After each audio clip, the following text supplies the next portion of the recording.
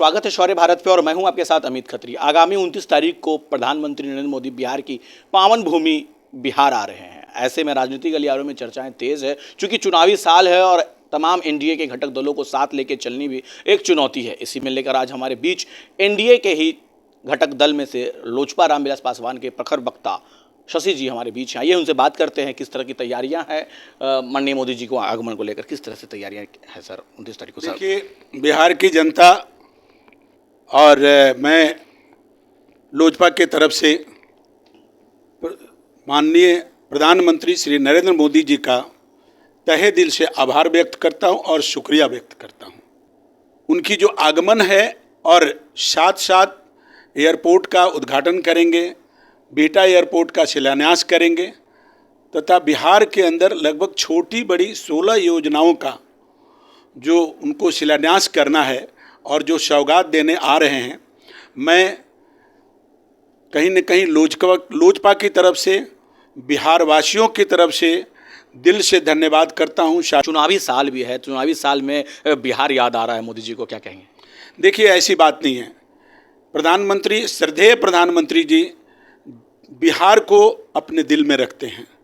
आज से नहीं, निरंतर जब से वो प्रधानमंत्री के गद्दी पे आए हैं, बिहार और बिहार वासियों को हमेशा कुछ न कुछ सौगात देते रहे हैं।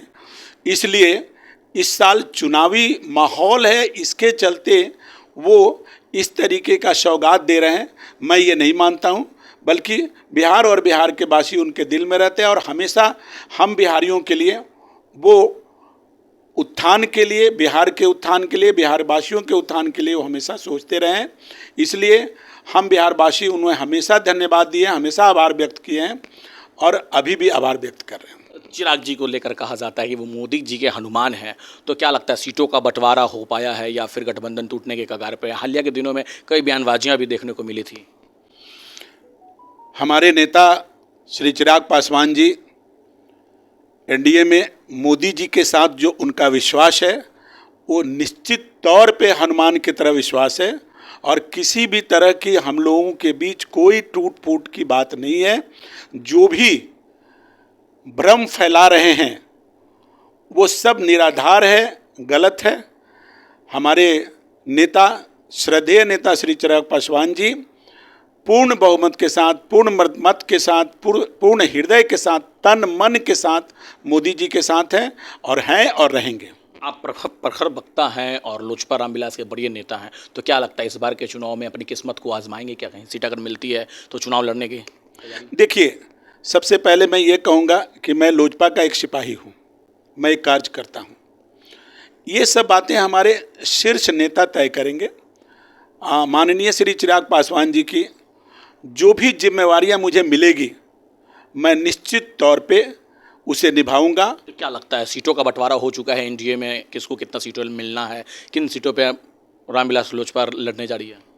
देखिए, सीटों की बंटवारा तो अभी स्पष्ट नहीं हुई है, लेकिन निश्चित तौर पे जिस तरीके से नीतीश जी के साथ मीटिंग हो रही है, साथ में हमारे भारतीय जनता पार्टी के साथ मीटिंग चल रही है, हमें पूरी आशा है कि हम लोगों को उम्मीद से ज़्यादा सीट मिलेगा और उस तमाम सीटों पर 100% स्ट्राइक रेट के साथ हम लोग आने जा रहे हैं। कितनी सीटों की उम्मीद है, कितनी सीटों पे मांग है? ये बोलना अभी जल्दीबाजी होगी।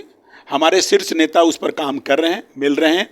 जब सीटों की बंटवारा हो जाएगी तो निश्चित तौर पे आपको बता दिया जाएगा। चुनावी साल है तो किन मुद्दों को लेकर जनता की? हमारे पास, आप जानते हैं कि हमारे नेता का एक ही विजन है, बिहार फर्स्ट और बिहारी फर्स्ट। बिहार के अंदर हमारे जो नौजवान हैं, जो पलायन कर चुके हैं, या जो नौजवान यहाँ रह रहे हैं, जो कहीं न कहीं बेरोजगारी के दौर से गुजर रहे हैं, जो हमारे माननीय वर्तमान मुख्यमंत्री जी निश्चित तौर पे बिहार के लिए बहुत काम किया है। बिहार के अंदर दो बड़ी समस्याएं हैं, एक है बेरोजगारी और दूसरा है बीमारी, यानी स्वास्थ्य, शिक्षा और रोजगार पर अभी बहुत काम करने की ज़रूरत है, जिस पर माननीय नेता श्री चिराग पासवान जी निरंतर कई वर्षों से काम कर रहे हैं। कह ले या नेता प्रतिपक्ष कह लें, उन्होंने कहा है कि 100 का आंकड़ा भी पार नहीं कर पाएगी एनडीए और इस बार सुखड़ा साफ होने जा रहा है एनडीए का, उनके वादों। हमारी विपक्ष की गलतफहमी है, ये मुंगेरी लाल के सपने जैसे हैं। आप निश्चिंत रहिए, इस वक्त जो बिहार का समीकरण है, माननीय नेता चिराग पासवान जी का जनाधार जितनी तेजी से उठ रहा है, नौजवान, एक एक नौजवान, चाहे वो किसी भी वर्ग का हो, किसी भी धर्म का हो, किसी भी जाति का हो, दीवाने हो चुके हैं हमारे नेता के। अब इलेक्शन हम लोगों के नज़दीक आ रही है, आप देख लीजिएगा कि किसका सुपड़ा साफ होगा। सर जब इतना बात हो गया, सर ये बता दें, अगर चुनाव लड़ने का मौका आए तो कहाँ से लड़ेंगे चुनाव? देखिए, ये जल्दीबाजी होगी। मैं फिर कह रहा हूँ कि मैं एक दृढ़ संकल्प सिपाही हूँ और पार्टी मुझे उचित समझेगी। जहाँ से भी अगर मुझे इलेक्शन लड़ने के लिए पार्टी और आला कमान का आदेश होगा तो निश्चित मैं उसके लिए भी तैयार हूँ। तो ये थे हमारे साथ शशि बाबू, जो कि बेबाकी से अपनी बातों को रख रहे थे, बता रहे थे किस तरह से इस बार के चुनाव में पूरा विपक्ष के मुंगेरी लाल के सपने होंगे, साफ होगा, विपक्ष का पूरा सुपड़ा साफ होगा। और जिस तरह से एनडीए का नारा है 225, अब की बार 225 सीटों पर चुनाव जीतकर इतिहास रचने जा रही है पूरा एनडीए। बने रहे सौर्य भारत न्यूज के साथ।